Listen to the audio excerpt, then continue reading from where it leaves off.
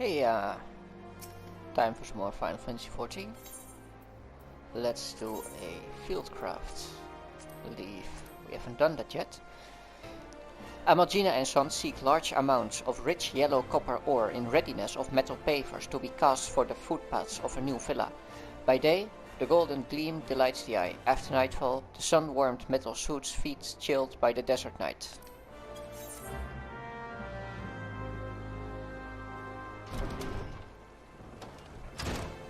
And you might have noticed that I got some new gear. Did some crafting in between the parts. Where do I need to go? Here, I think.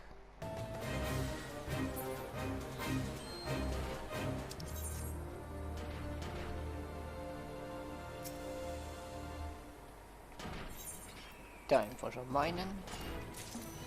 Rock containing a significant amount of the metal copper mixed with traces of iron and sulfur.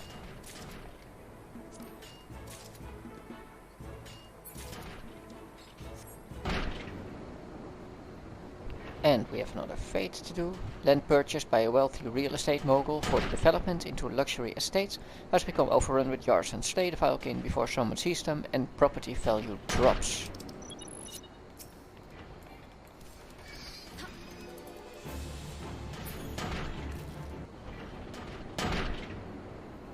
The Yarzons won't have the hammers, not if I can help it.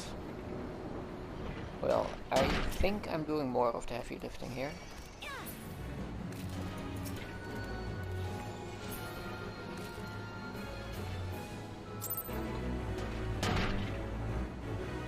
Well, now that's settled, I can get back to work. And the same goes for me.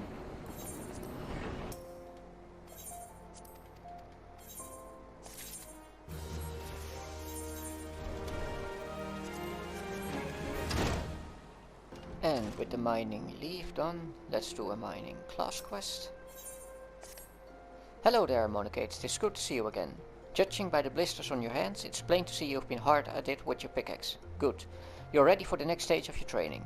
Eorzea is a vast realm, filled with diverse environments, and our mineral wealth varies from region to region. Even within Tannerland, there's a marked difference between east and west. If you want to be a successful miner, it is essential that you know where to look for what. And for that, you have to become intimate with Eorzea. How else can you expect her to reveal her innermost secrets to you?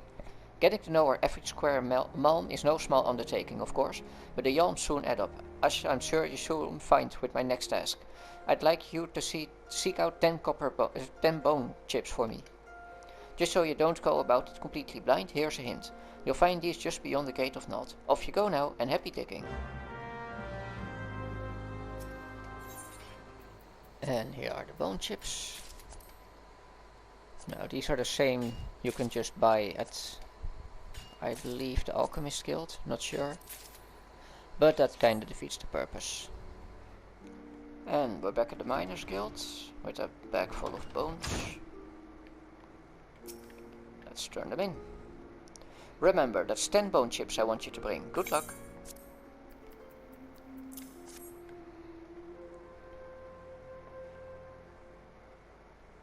Ah, yes, precisely 10 bone chips. You've done well, Monocate.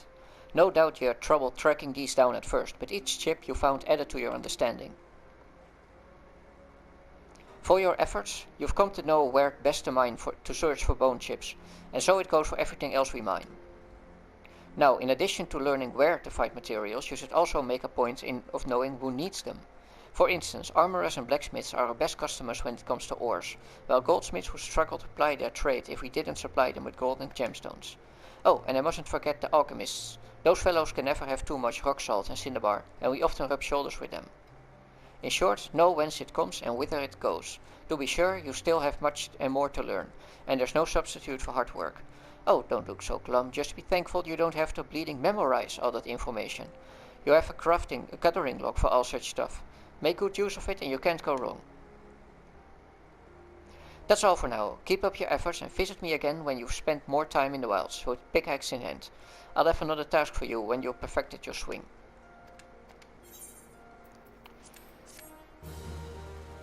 Now, I believe her comment about memorization was a reference to 1.0, when there was no gathering log, so you had to actually memorize, or more likely write it down, where you found stuff.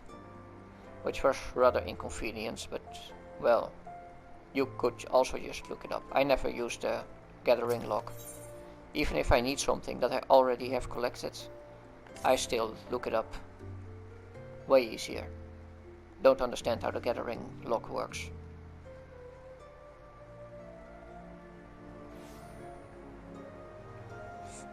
And I can work quite fine without it. Still, it's weird that 1.0 didn't have it. Let's do a weaver leaf. The unmentionables. The calamity has swollen the ranks of what many or less enlightened members of my own class would call the great unwashed. But the pong of the poor shames the city that plays miser with its soap and linen, not the poor themselves. For our part, we seek affordable yet durable undergarments as wares.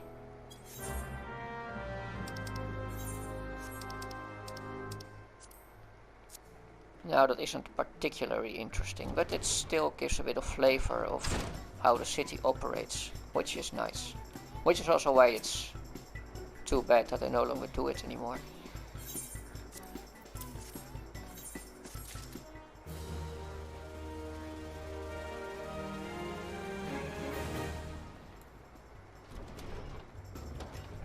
And with the Weaver leaf done, let's do the Weaver class quest.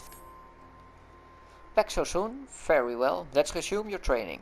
Since last we spoke, you will doubtless have spent your time making the basic products of our trade, namely yarn and cloth. Now, I would have you take such basic products and craft wool garments of them. Make 3 pairs of hempen breeches and present them for my inspection. You'll be working with hempen cloth and yarn this time, as well as a bit of leather. Gigima can furnish you with the materials to help you get started. But as eager as I am to see the fruits of your labor, it would be remiss of me not to mention that there are more economical methods of procuring that which you need. For example, the moko grass from which you have been dutifully making yarn can be freely gathered out in the wilds. That said, one can't simply rip it out of the ground with one's hand. A sight is needed, as well as a working knowledge of botany. Have you, perchance, made the acquaintance of a botanist or two? If not, I heartily recommend that you do. They are attractively earthy without seeming dirty, and useful besides. Having said all that, I will not accept a newfound passion for botany and its practitioners as an excuse for late delivery of your breeches, so don't keep me waiting. And that's gonna be 2 hempen breeches. I take it the breeches are ready?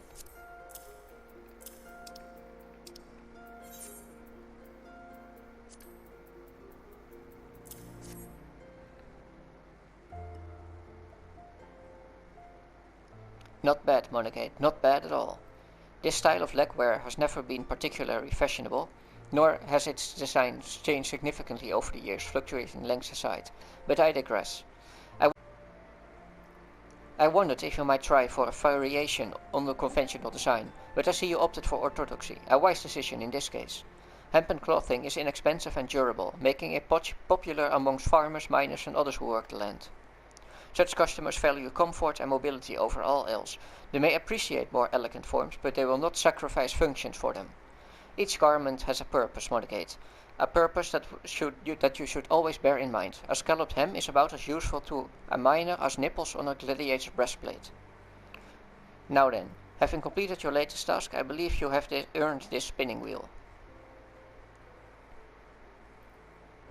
Use it in combination with your needle, and your work will benefit from it.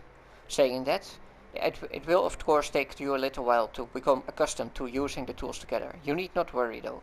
I fully intend to give you ample opportunity to acquire the knack. In fact, I won't be teaching you anything else until you have.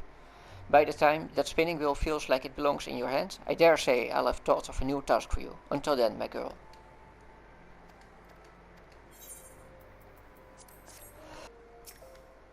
Let's do a combat quest this time. Or combat leave. Last night, a pair of pasties ambushed a 3 chocobo caravan, killing 1 bird and sending the other 2 fleeing. 2 surviving the chocobos arrived safely at our stables this morning, but their cargo of blackshroud berries was missing.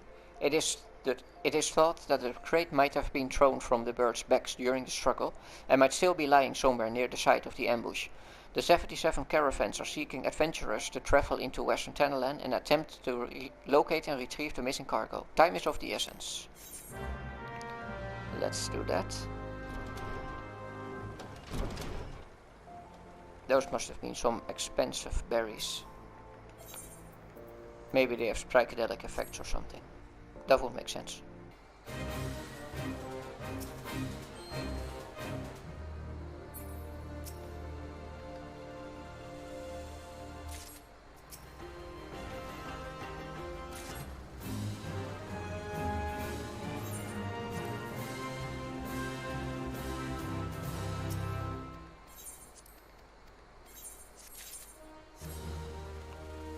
And that's done.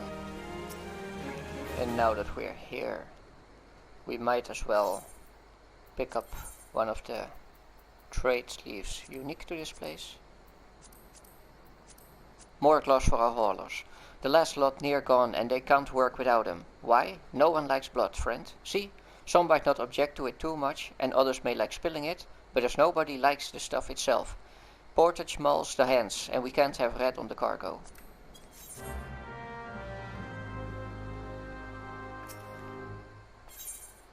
Those are some interesting words of wisdom.